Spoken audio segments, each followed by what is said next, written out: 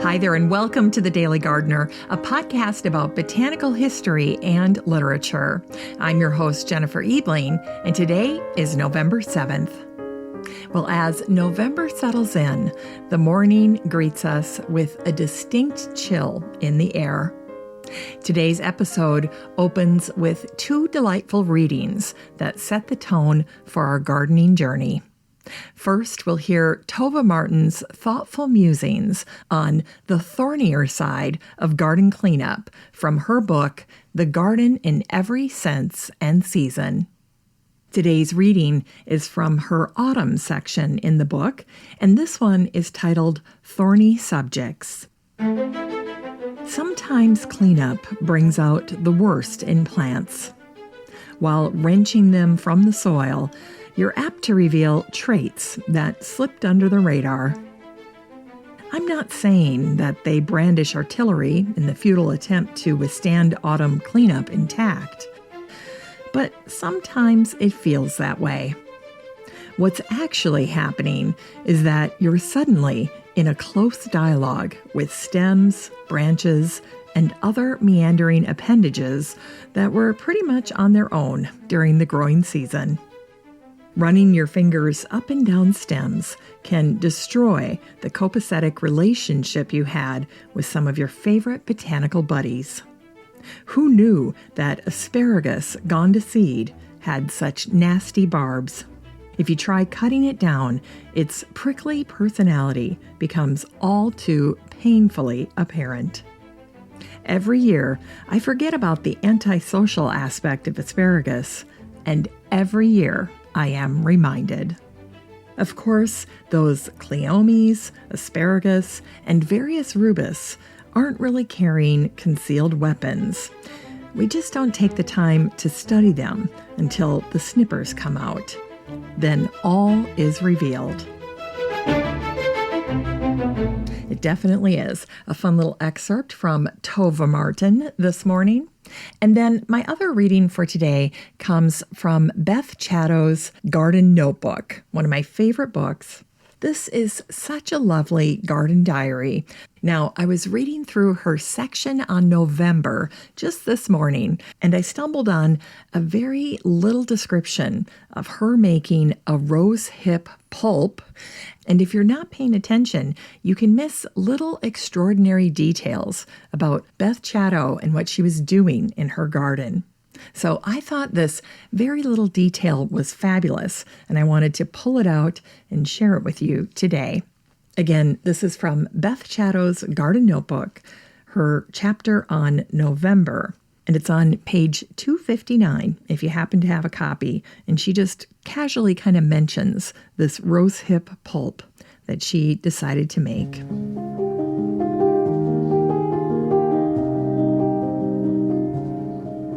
This summer, I found a recipe in a book called Companion Planting by Gertrude Frank.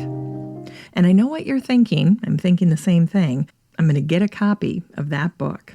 But I digress. Let's get back to Beth here. There are many sensible and helpful ideas in this book dealing with vegetables, herbs, and fruits. This is how I made rose hip pulp from her recipe. I picked a large bowlful of hips and removed as many seeds as our patience allowed, Andrew being drawn, understandably reluctant, into this operation. I was not too fussy about removing every seed, but took care not to use any moldy pieces. It was a sticky business, as the inside pulp is very moist. Then I poured over them 1/4 pint of wine. You could use water. I kept the bowl covered in a cool, dark cupboard for about a week, stirring occasionally. I expected the whole mass would ferment, but it did not. At the end of the week, I pressed the soft, sticky mess through a nylon sieve with a wooden spoon. I melted about 1 pound of pale raw cane sugar in 1/4 pint of water. This can be varied according to taste, and then added the rosehip pulp to the melted sugar and brought the mixture back to the boil. At this stage, I swirled several sprigs of rose-scented geranium leaves around in the hot pulp until enough of the perfume was absorbed. It made all the difference, as it also does to stewed plums. Now the mixture was the color of the finest apricot puree and tasted exotic. It is delicious, dribbled over thick yogurt, baked Bramley apples, or eaten by the spoonful. The blackbirds and I continued to watch with greedy eyes the remaining clusters of hips slowly turn from orange to bright tomato red. There were enough for us all, and several bowlfuls were eventually hoarded away in little containers in the freezer. Lots to think about there. So creative. If you've never made a rose hip pulp, very doable. And Beth Chatto can be your personal guide to doing that. Just fabulous. Well, this morning, November grows colder outside. The dreary skies make my Minnesota yard work much less enjoyable. And yet, I must proceed before the entire work area is blanketed in snow and forsaken for the next 6 months. In my garden, I started a new pile for the firewood. It's in a semicircle on the north side of the fire pit, which offers both privacy and a cozy feel. I still have the last heavy logs to transfer from the old stack of wood. Yesterday, I started installing the permanent evergreen stems in the large planter in front of the house and in the hanging pots and window boxes on the porch. And if my Starbucks app this morning hadn't told me that the holiday season is back officially today, my festive front porch certainly gives all who pass by a big hint. Before the snow comes, I like to futz with my porch decor a bit. It takes a few adjustments in the first week of a new setup before I'm finally satisfied with my design. This year, I'm most excited about my window boxes. In each box, I added a small faux evergreen in a terracotta pot on one end, and then a simple clay birdhouse on the other. In my mind, this is going to look fantastic. Right now, I'd say it looks okay, so I have a little bit of tweaking that I need to do out there.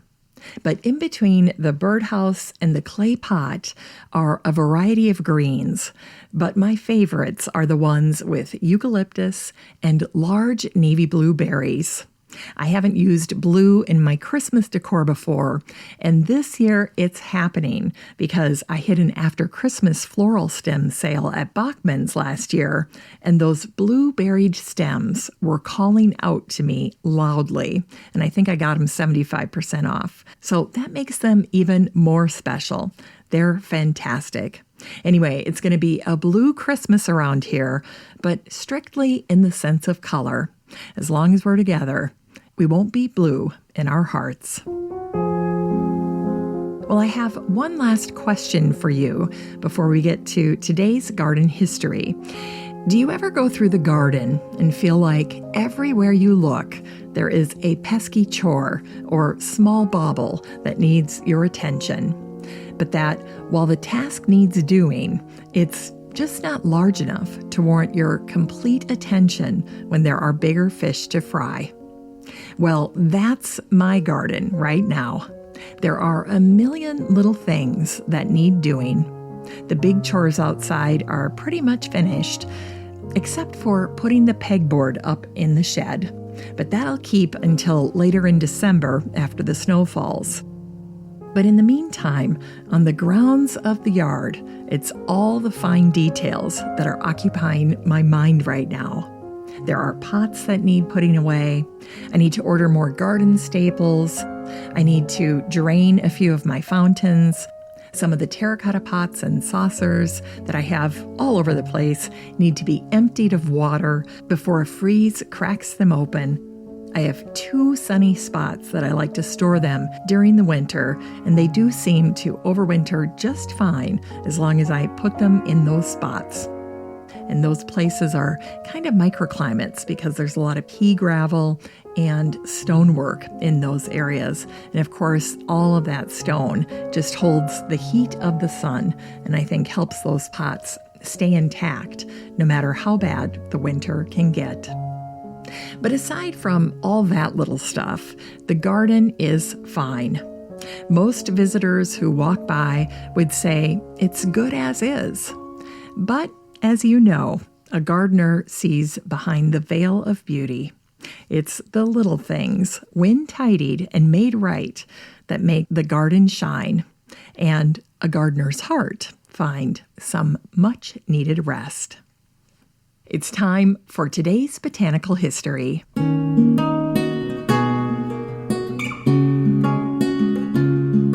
It was on this day, November 7th in 1783, that General George Washington penned his historic farewell address to his troops at Rockingham, marking a pivotal moment in American history. Today, this historic site continues to tell its story, not just through its architecture, but through its meticulously maintained period gardens that offer visitors a living connection to our nation's past.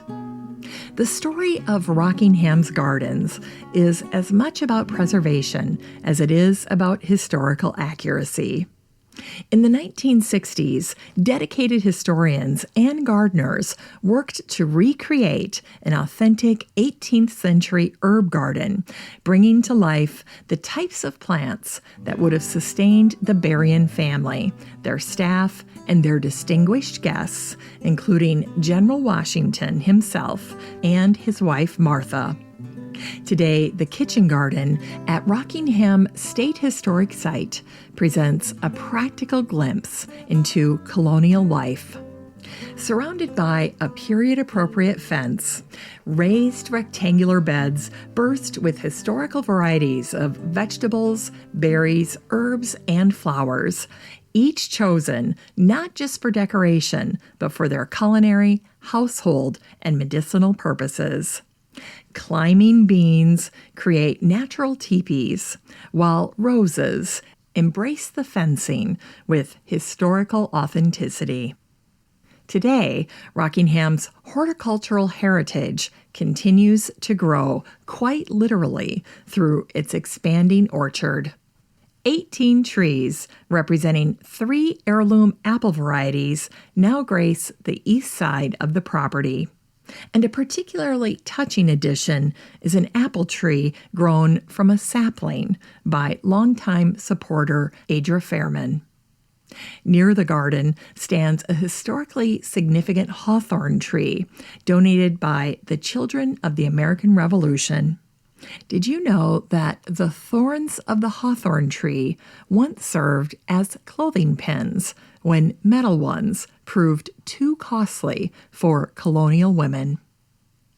For history enthusiasts and gardeners alike, the Rockingham site offers a detailed plant guide in a wooden box near the mansion's staff entrance. The guide provides fascinating insights into the plants and their historical uses, perfect for visitors to peruse while waiting for tours or exploring the grounds. Currently, Rockingham seeks to preserve this living history through a unique idea, its Adopt-A-Bed program that invites individuals, families, and organizations to become hands-on experts in maintaining these historic garden beds. Participants can help to tend the beds that feature plants Washington himself might have seen during his stay, using period-appropriate varieties that have stood the test of time.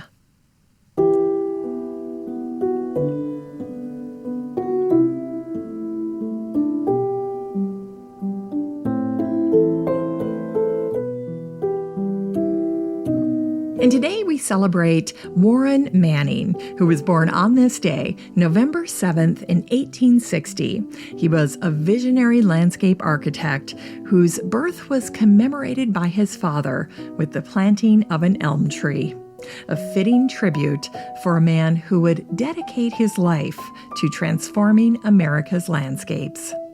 Manning's revolutionary wild garden approach challenged the formal symmetrical gardens popular in his era. His philosophy was simple yet profound. Work with nature, not against it. He advocated for selective pruning and thoughtful plant placement that enhanced existing landscapes rather than imposing artificial order upon them. Manning's influence extended far beyond private gardens.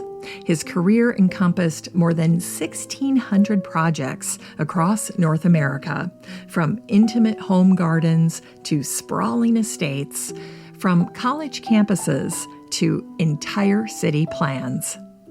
Perhaps most remarkably, Manning developed overlay mapping techniques that would later inspire modern computer-based graphic information systems, or GIS, a testament to his forward-thinking approach to landscape architecture.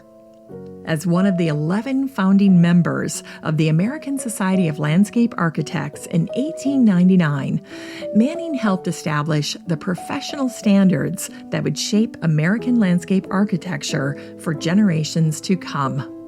His legacy lives on in countless public spaces, including his work on the Biltmore Estate and the World's Columbian Exposition, or the World's Fair.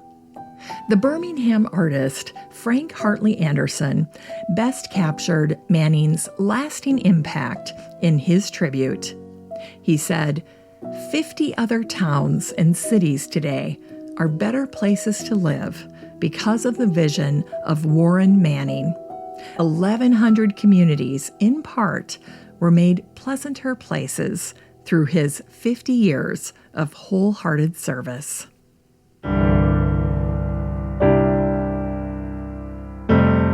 It's time to grow that garden library with today's book, The Landscape of Home by Edmund Hollander. This book came out in March of this year, and the subtitle is In the Country, by the Sea, in the City. Well, Edmund Hollander's latest work is a masterful exploration of how landscapes become an extension of our living spaces.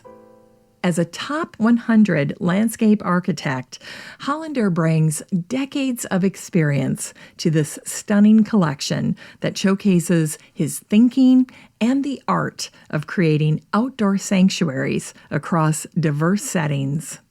In one particularly moving passage, Hollander describes his firm's foundational philosophy through what he calls the three ecologies: the natural ecology, the architectural ecology, and the human ecology. He writes, "From the time my partner, Marianne Connolly, and I opened our doors on Lafayette Street in 1991 with my mother at the front desk, it's been a family operation defined by an approach rather than a particular style. This continues to be true with my new partners at our present size of 40 people. We listen to the land, to the architecture, and to the people, and we respond. We refer to this as the three ecologies: the natural ecology, the architectural ecology, and the human ecology. These are our fundamental starting points. And because no two projects share the same combination, every home is different, which is why there is such a variety of designs in the following pages." Hollander describes how he works with the landscape. He writes, "How do we listen to the land? In a multi-sensory way, observing and absorbing the landscape with as many of our senses as possible. The alchemy of sights, smells, sounds, textures, colors, and movement prompts how we respond. To grasp the nature of the site and what makes it special wherever it is, in the country, by the sea, or in the city, we need to understand its environment, its ecosystems, and its views. In a way, landscape architects are both choreographers and composers. We choreograph the positioning and, to some extent, the movement of plant life and trees, but especially the way that people move into and through a property. And we compose the way that the landscape looks and changes through the seasons, because landscapes are never static, ever. Landscapes are constantly evolving. Every 2 weeks, new blooms are coming and others receding. The trees, shrubs, flowers, and grasses that make up the planting designs are almost symphonic. Their music crescendos and decrescendos from April through October and ends in a great flourish in November and into December before it goes quiet. Through the winter, there's the peace of topography and structure, and in the northern climates, snow until April, when everything starts to come back to life. Isn't that fantastic? Well, there's one more captivating excerpt from the introduction that I wanted to share with you. It reveals Hollander's poetic understanding of landscape design. And if you're thinking of redoing your space or even just creating a garden from scratch, these words, I think, will prove very helpful.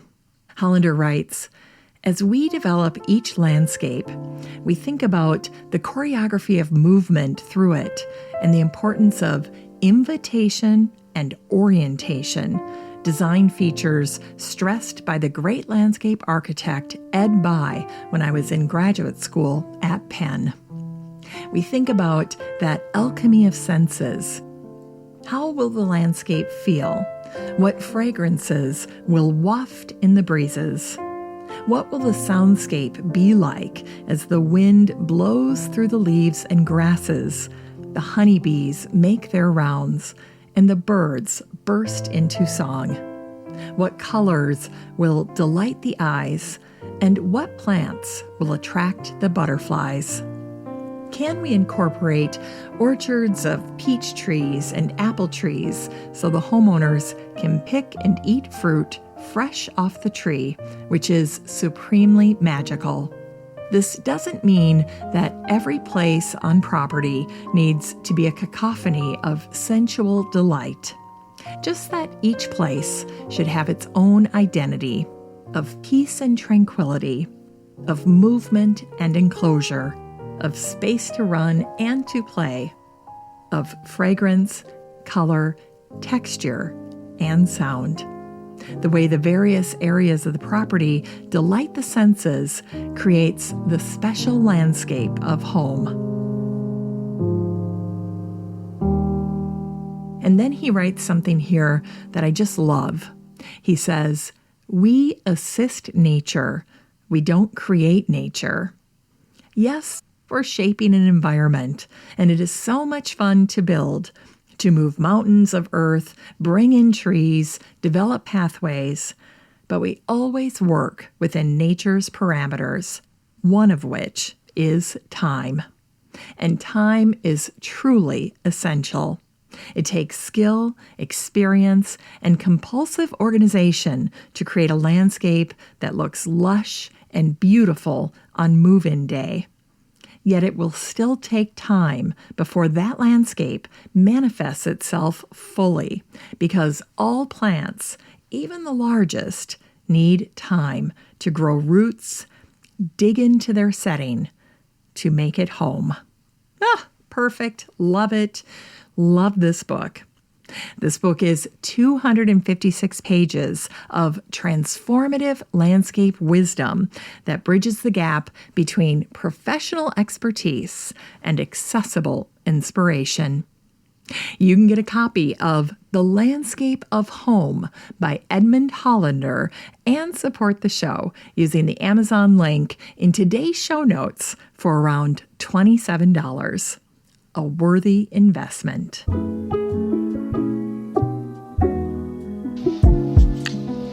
Well, I love today. Not only is it my sister-in-law's birthday, Karen, happy birthday, but it's also the birthday of Ruth Pitter, a remarkable British poet whose deep connection to nature, especially through her beloved Hainault Forest, shaped her and her literary legacy. Pitter's relationship with gardens and nature began in her childhood when her family discovered an old cottage on the outskirts of the Hainault Forest. This ancient grove of oak, chestnut, beech, and elder trees became her sanctuary and the wellspring of her poetic inspiration. Pitter's words capture the essence of a gardener's reward in this beloved verse. What do we look for as reward? Some little sounds and scents and scenes. A small hand darting strawberry ward. A woman's aprons full of greens. The sense that we have brought to birth out of the cold and heavy soil the blessed fruits and flowers of earth, the large reward for our toil. Pitter's father's garden provided early horticultural lessons where she learned to appreciate everything from 3-pound frilly lettuces to the magic of new potatoes. One of her favorite spots to be was a field of red clover that created a mass of rosy purple all around her and filled the air with sweet fragrance that reminded her of freshly baked bread. Pitter's most intimate garden moments often found their way into her poetry. In her poem called The Strawberry Plant, Ruth celebrated the simple beauty of wild strawberries, their, quote, perfect little flowers still lingering among the beautiful flushed leaves and the dark crimson fruit ready to drop with ripeness. Pitter's garden observations were not merely decorative, but deeply spiritual, often lifting what she called the edge of the veil between the material and the mystical. Particularly moving is her reflection on November gardening, which resonates with gardeners who are still working in their autumn gardens. Pitter wrote, "All in November's soaking mist, we stand and prune the naked tree, while all our love and interest seems quenched in the blue-nosed misery." Isn't that the perfect little November quote for gardeners? I love that one. Well, Ruth Pitter was the first woman to receive the Queen's Gold Medal for Poetry in 1955. Her work continues to resonate with gardeners and nature lovers to this day. Ruth's poetry reminds us that the greatest rewards of gardening often come in small, precious moments. The dart of a little hand toward a ripe strawberry, the weight of fresh greens in an apron, and the miracle of bringing life from cold soil. Well, that's it for today's show. As you go about your day, I hope you take a moment to notice your garden's small rewards. Perhaps a late blooming flower, a bird visiting your feeder, or even the quiet beauty of bare branches against the November sky. These are the moments that make a gardener's heart full. Thanks for listening to The Daily Gardener. And remember, for a happy, healthy life, garden every day.